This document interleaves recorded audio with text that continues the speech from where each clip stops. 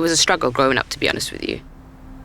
I was at a place in life where I had to make the choice where do I want to stay starving or do something and actually start eating, do you know what I'm saying? I was naive. I definitely was naive at that point. The reason why I took it so seriously is because it happened right outside my doorstep. He actually knew where I live, and he knew if I had a brother and a mum.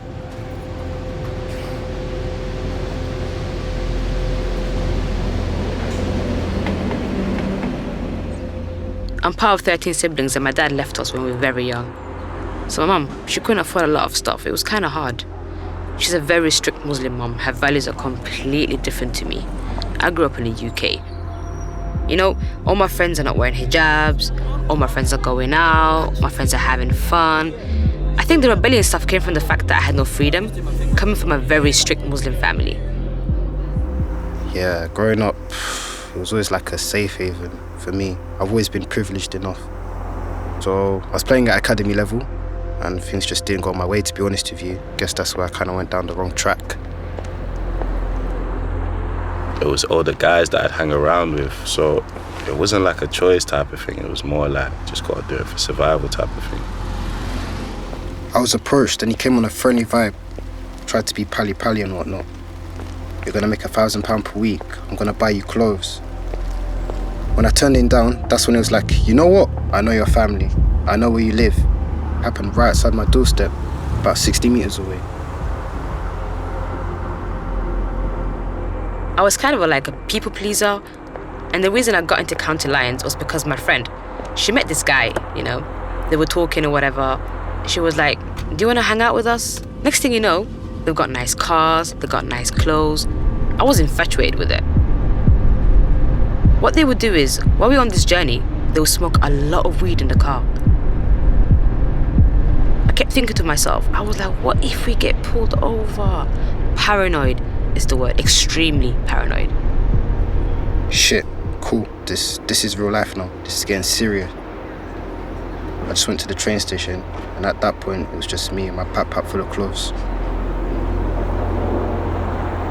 With London itself being busy and that, it's kind of good to like get away from it. It's a lot quieter and a lot more peaceful. And in a lot of those places, you can just be free and be yourself, innit? You ain't got to walk around looking over your shoulder. You ain't got to do this or do that. So it's like, rah, it's like a getaway type of thing. Like going to another country. Quiet, yeah. Visibly, I'm black, so I didn't see a lot of black people, so I'm like, nobody looks like me here. You know what I mean? The fact that you stand out is number one. Number two is the fact that you're doing something illegal and dodgy. But you know how in the UK, I feel like people love to just mind their own business.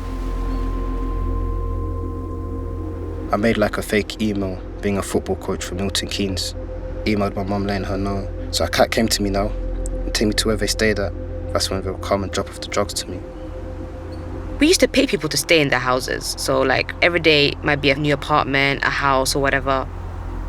It was really, really bad. No heater, trash on the floor. It was basically a 24-hour job. I'm mentally exhausted at this point.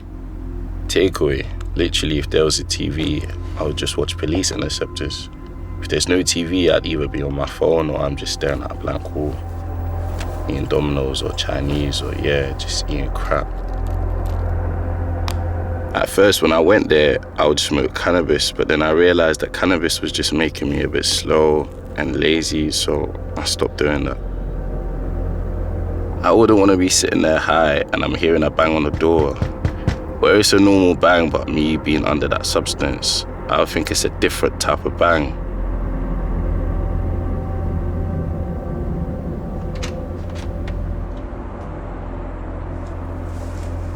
One drug user that went to me to give what he wanted or whatever, the same old. Tried to pull a stunt away, tried to rob me kind of thing. So I went to meet him now. He came into the car, he sat in the passenger seat. He's now not trying to give me no money. He's acting like he can't find his money. He's like, shit. He's then pulled like a mini sledgehammer kind of thing. Give me everything now, give me everything now. The customers, mind-blowingly dangerous. So there was this one specific guy. His name was Mark. At the time, I felt a bit sorry for him. He seemed like such a lovely guy. When he died, I just thought to myself, am I responsible? The person who first threatened me, they told me that he was around, keeping an eye on me. Just very like trapped, being watched every single second kind of thing. The way that I put myself in was by choice, and the way that I got myself out was also by choice. And I can see the way that they would just say little things to some of my boys and whatnot. I can see that my boys are getting so happy and gassed, and I'm just thinking, rah, you lot are small-minded. The only way right now that I can think of me getting out of this is getting stopped by police and getting arrested. But at the same time, if I do get caught, that's me out of this game and me going to prison as well. What happened was, it was nighttime.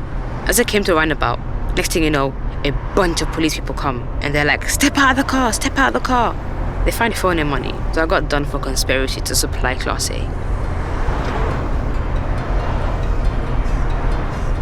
Today I understand. When I was 16, I didn't understand where my mother's love was coming from.